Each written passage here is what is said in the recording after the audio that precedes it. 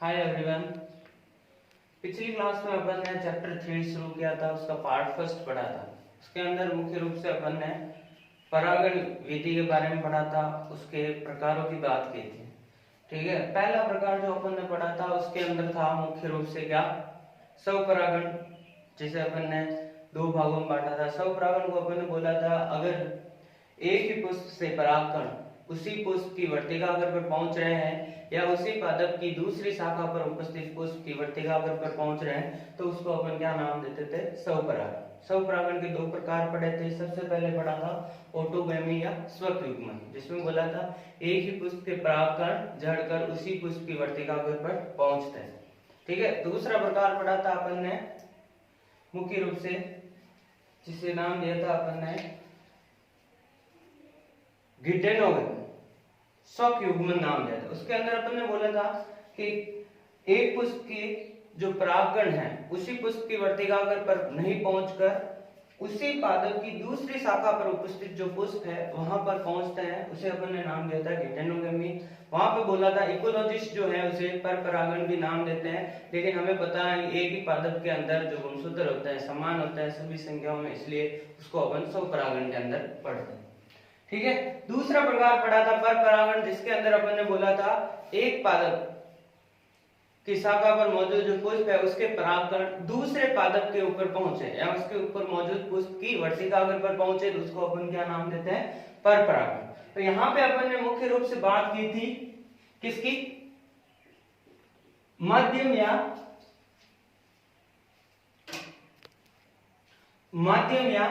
साधन की। मुख्य रूप से बात की थी माध्यम या साधन की। यहां पे अपन ने बोला था कि परागकण को थोड़ी दूरी तय करनी पड़ती है। ठीक है, तो वहां पे आवश्यक होता है कोई ना कोई चीज हो या कोई माध्यम हो जिसकी सहायता से वो एक पादप से दूसरे पादप पहुंचे। यहाँ पे माध्यम या साधन दो प्रकार के होते हैं मुख्य रूप से। एक तो होते हैं कौन से, अजैविक। अगर साधन या माध्यम काम में आ रहा है किसके लिए, परागण के लिए, तो उसके अंदर मुख्य रूप से आते हैं कौन, वायु और जल। सेकंड अपन बात करें कि जैविक साधन के रूप में, तो कुछ जैविक कारक भी होते हैं जो परागकणों को एक पादप से दूसरे पादप पर पहुंचाते हैं। उसके अंदर मुख्य रूप से आते हैं आपके कीट, पक्षी आ गए, चमगादड़ आ गए। ये सारे जैविक कारक हैं जो परागण की क्रिया में क्या करते हैं, सहायता करते हैं। ठीक है, तो ये हो गए। अपन ने बोला पर परागण में दूरी होती है, इसलिए वहां पे परागणों को ट्रेवल करने के लिए किसी मीडियम या ऑब्जेक्ट की सेंसिटिविटी होती है। ठीक है, इसके अंदर अपन ने दोनों पढ़ लिए हैं। कौन से, अजैविक में कौन आएगा, वायु और जल, और जैविक में कीट, पक्षी या चमगादड़। यहाँ मतलब क्या हुआ कि वायु के द्वारा हवा में उड़ कर क्या जाएंगे परागकण, दूसरे पादप पर पहुंचेंगे, या जलीय पादप है तो जल के अंदर या जल की सतह पर होते हुए। अगर वही कारक कीट अगर क्या कर रहा है, परागकण को एक पादप से दूसरे पादप पे स्थानांतरित कर रहा है, तो वो कौन से कारक हो जाएंगे, जैविक कारक। आज अपन बात करते हैं मुख्य रूप से परपरागण की विधियों से। अब मुख्य रूप से विधियां भी किस पर आधारित होगी, माध्यमों पर आधारित, के परागकण को स्थानांतरित करने वाले माध्यम कौन से। इसके अंदर सबसे पहला नाम है वायु परागण, जिसे एनिमोफिली नाम देते हैं। इंग्लिश नाम भी याद रखना है, क्या नाम इसका, एनिमोफिली। इसका अर्थ क्या हुआ, जैसा कि नाम शो कर रहा है, परागण क्रिया में माध्यम के रूप में कौन काम आएगी, वायु। मतलब क्या हुआ, परागकण एक पादप से दूसरे पादप पर जो स्थानांतरित होंगे वहां स्थानांतरित करने वाली मुख्य रूप से उत्तरदायी कारक कौन होगी, वायु होगी। तो परागकणों का स्थानांतरण किसके द्वारा, वायु द्वारा, क्या कहलाता है, वायु परागण। अब जो भी परागण अपन विधियां पढ़ेंगे, परपरागण की विधियां, उसके अंदर जो माध्यम होगा उसके अनुसार उस पुष्प के अंदर क्या होंगे, अनुकूलन होंगे। आपको पता है वायु में कौन सी चीज उड़ सकती है, वो जो छोटी हो, हल्की हो। ठीक है, तो ऐसे पुष्पों के अंदर क्या होगा, वायु परागण करने वाले पादपों में अनुकूलन। अब किस चीज में मिलेंगे, पुष्प के अंदर जो संरचनाएं होगी उसके अंदर विशिष्ट अनुकूलन होंगे, जिसके कारण परागकण उड़कर वायु के साथ दूसरे पादप पर पहुंच पाएंगे। अगर अपन अनुकूलन की बात करें तो मुख्य रूप से परागकण के अंदर क्या क्या अनुकूलन होंगे, कि ऐसे पादप जिनके अंदर वायु परागण पाया जाता है उसके परागकण क्या होते हैं, असंख्य। असंख्य का अर्थ क्या हुआ कि बहुत ज्यादा संख्या में क्या होते हैं उत्पन्न होते हैं, हल्के होते हैं ताकि हवा में आसानी से उड़ सके, छोटे होते हैं, चिकने होते हैं और शुष्क होते हैं। ये गुण भी क्या करता है इसको हल्का बनाए रखने में और वायु में उड़ने में क्या होता है सहायक होता है। सेकंड बात करते हैं कि अंडक में क्या अनुकूलन होगा, तो अंडक के अंदर मुख्य रूप से क्या वर्तिकाग्र की अपन बात करें तो वो रोमिल होगी। रोमिल का अर्थ क्या हुआ, उसके ऊपर रोम जैसी संरचनाएं होंगी, वो क्या करेंगी जो भी उड़कर आए हुए परागकण हैं उनको ग्रहण करने का कार्य करेगी। रोमिल या पक्षमा भी मुख्य रूप से मिलती है घास में और ब्रुश जैसी आकृति वाली किसमें मिलती है टाइफा में। वायु परागण के जो आपके उदाहरण है उसके अंदर मुख्य रूप से आता है मक्का, जो कि आपके प्रैक्टिकल में भी है, ठीक है। इसके अलावा बहुत सारी घासें भी वायु परागित होती है और टाइफा भी क्या होता है वायु परागित। अब बात करते हैं मक्के के अंदर। मक्के के अंदर कैसे वायु परागण होता है, तो मक्का मुख्य रूप से वायु परागित पादप होता है। इसके अंदर क्या खासियत होती है कि पुष्प जो है वो दो प्रकार के रहते हैं। ऊपर की तरफ जो पुष्प होते हैं वो नर पुष्प होते हैं और शीर्षस्थ स्थिति में रहते हैं। ये पुष्प कौन से है, शीर्षस्थ स्थिति वाले पुष्प नर पुष्प, ठीक है। जबकि पादप के नीचे वाले हिस्सों में या अपन बोले मुख्य रूप से कक्षीय स्थिति में क्या रखते हैं मादा पुष्प, ठीक है। ये मादा पुष्प क्या होता है, यहाँ पर रोमिल वर्तिकाग्र क्या होते हैं उपस्थित होते हैं, ठीक है। यहाँ पे ध्यान रखना है, यहाँ नर पुष्प और मादा पुष्प अलग अलग होते हैं। ये अपन बात कर रहे हैं किसकी, मक्का की। नर पुष्प होते हैं शीर्षस्थ स्थिति में जहां पर केवल किसका निर्माण होता है पराग कणों का, ठीक है। जबकि मादा पुष्प खुद जो होता है भुट्टे, जिसे अपन भुट्टा नाम देते हैं, ठीक है। मादा पुष्प को क्या कहते हैं भुट्टा। अब यहाँ से परागकण जो है वायु के माध्यम से उड़कर कहां पहुंचते हैं इस भुट्टे के पास, और यहाँ जो रोमिल वर्तिकाग्र है उसको ग्रहण करने का क्या करती है कार्य करती है। तो इस प्रकार मक्के के अंदर क्या होता है वायु परागण। अगली विधि पढ़ते हैं जल परागण। पर परागण की जो सेकंड विधि है जिसे नाम दे रहे हैं अपन जल परागण, हाइड्रोफिली भी नाम देते हैं इसको,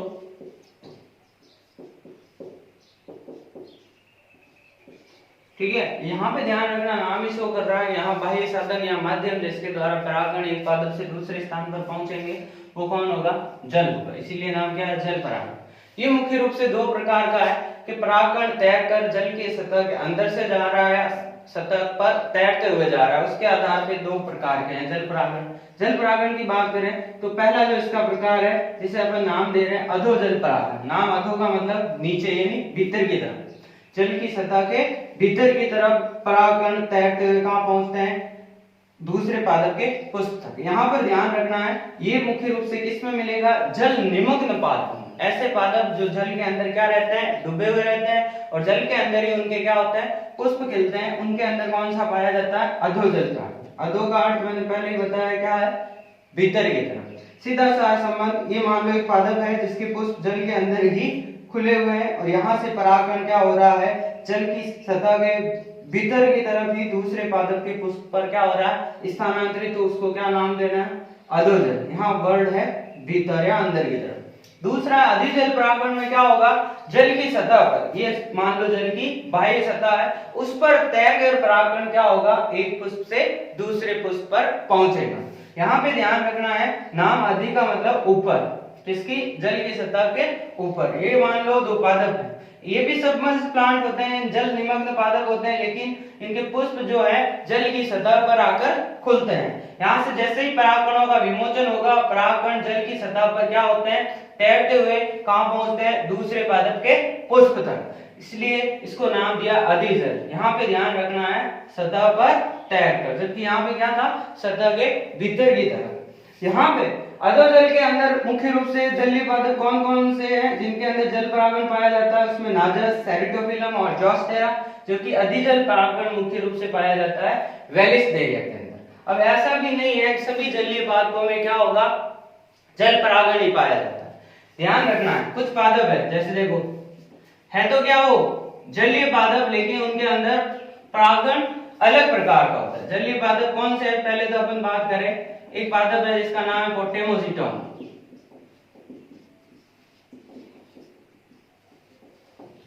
दूसरा है मीडियोफिल। ये कैसे पादप है? जलीय पादप, लेकिन इनके अंदर परागण पाया जाता है वायु परागण। कौन सा? वायु परागण। ऐसा नहीं है कि जितने भी जलीय पादप होंगे उनके अंदर कौन सा होगा? जल परागण। जलीय पादप होते हुए भी जिन पादपों के पुष्प बाहर की तरफ, जल सतह से भी बाहर की तरफ आकर खुलते हैं, उनमें मुख्य रूप से पोटेमोजिटोन और क्या है? मीडियोफिल्म। इनके अंदर क्या होता है? वायु परागण पाया जाता है। पादप कैसे हैं? जलीय पादप। इसी प्रकार अपन बात करें नेक्स्ट, एक पादप है निम्फिया। ये भी क्या है? एक जलीय पादप, लेकिन इसके अंदर मुख्य रूप से जो परागण पाया जाता है वो कीट परागण पाया जाता है। कौन सा? कीट परागण। मतलब यहाँ पे परागकणों को स्थानांतरित करने वाला साधन कौन होगा? कीट होगा। तो ऐसा भी नहीं है सारे के सारे जलीय पादप जो होंगे वो क्या करेंगे? जल परागण, कुछ वायु परागण भी करते हैं और कीट परागण भी करते हैं। ठीक है, चलते हैं आगे। तीसरी विधि जिसका नाम है पक्षी परागण। तीसरी अपनी विधि है पक्षी परागण। ठीक है, यहाँ पे साधन या माध्यम जो परागण को एक पादप से दूसरे पादप पर स्थानांतरित करने वाले कौन होंगे? पक्षी। इसका दूसरा नाम है ऑर्निथोफिल। आपको पता हो तो ऑर्निथोलॉजी किसे कहते हैं? पक्षियों के अध्ययन को ऑर्निथोलॉजी कहते हैं और पक्षियों से संबंधित नाम है, इसलिए यहाँ पे भी क्या है? वर्ड ऑर्निथोफिल। ठीक है, यहाँ पे परागण पुष्पों द्वारा, या मुख्य रूप से अपन बोले कि परागण जो होता है किसके द्वारा होता है? पक्षियों द्वारा होता है। परागण को स्थानांतरित करने वाले कौन होते हैं? पक्षी। जब एक पक्षी पुष्प पे जाके अपनी चोंच मारता है तो उस चोंच के साथ में परागकण चिपक जाते हैं, वही पक्षी दूसरे पादप की पुष्प में वापस चोंच मारता है तो क्या होगा? वो परागकण चिपके हुए जो है वर्टिका पर क्या हो जाते हैं? स्थानांतरित। यहाँ पे चोंच मारने का कारण क्या है?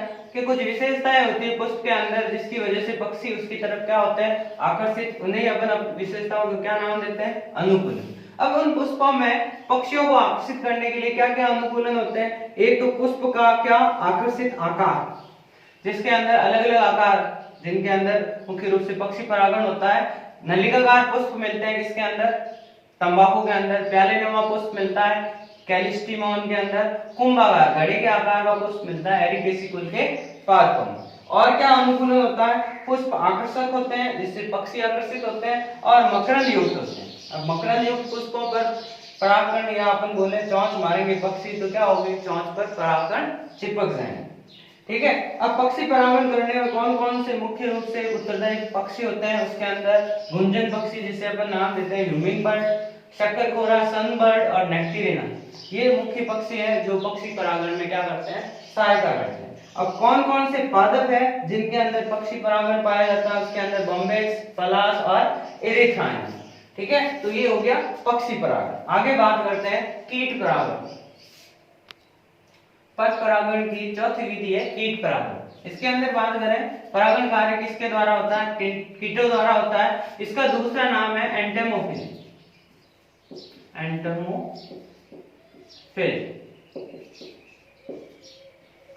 ठीक है, इसकी बात करें यहाँ पे जो प्रमुख कीट हैं जो कीट परागण या परागण क्रिया करते हैं उसमें है मधुमक्खियां, पतंगा, तितलियां, बीटल।